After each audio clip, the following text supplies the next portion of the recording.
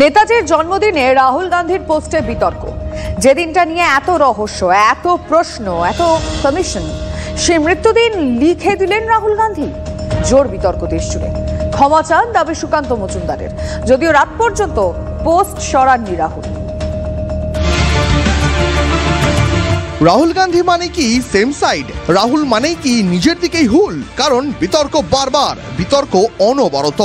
সপ্তাহখানেক আগেই BJP RSS কে আক্রমণ করতে গিয়ে রাহুল বলেছিলেন, BJP and the RSS have captured every single institution of our country.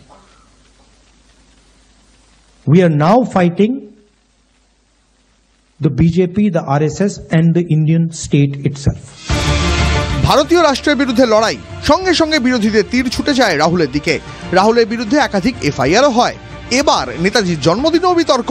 Subhash Chandra বসুকে নিয়ে রাহুলের পোস্টের নেতাজির মৃত্যুদিন 18 অগস্ট 1945।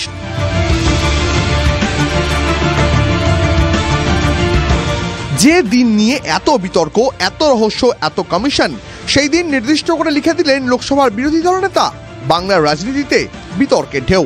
রাহুলকে বিদ্ধ করে একের পর এক মন্তব্য।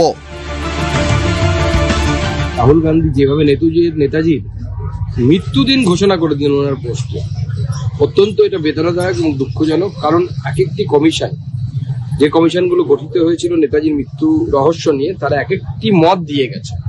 লাস্ট যে কমিশন মত দিয়েছেন তাতে ওই দিন নেতাজির মৃত্যুদিন নয় বলে মত দেওয়া আছে। অনভিজ্ঞতার জন্য হয়েছে।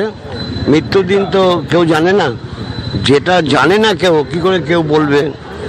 কারণ এখন তো নতুন গবেষণা শুরু হবে আবার। রাহুল গান্ধী যে অন্যায় করেছে তার জন্য নেতাজি প্রেমীদের কাছ থেকে, নেতাজির কাছ থেকে এবং ভারত রাষ্ট্রের কাছ থেকে তার ক্ষমা চাওয়া উচিত, কারণ এটা নেতাজির অপমান। ভারতবর্ষের প্রথম প্রধানমন্ত্রী তিনি হলে অখণ্ড ভারতের স্বপ্ন পূরণ হতো।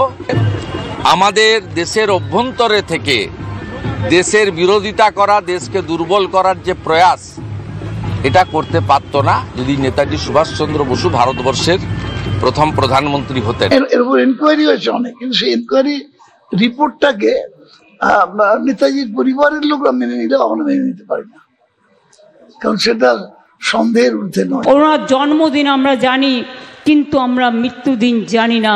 উনি চক্রান্তের বড় শিকার।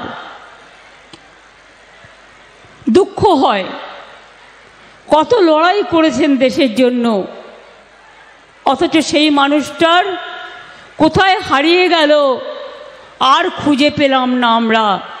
এই দুঃখ আমাদের রয়ে যাবে। একমাত্র দলীয় সতীর্থরাই রাহুলের পাশে। মানুষের জন্ম হলে তো মৃত্যু হবেই। নেতাজিরও চলে যাওয়ার ব্যাপারটাকে আমরা যে বারে বারে অস্বীকার করে আসছি, এটা কি সঠিক? এটা তো সঠিক নয়। সেই কথাই কেউ বলে থাকতে পারে। এর মধ্যে কোনো বিতর্ক আছে বলে আমার মনে হয়। দিনভর বিতর্ক, তবে পোস্ট সরাননি রাহুল।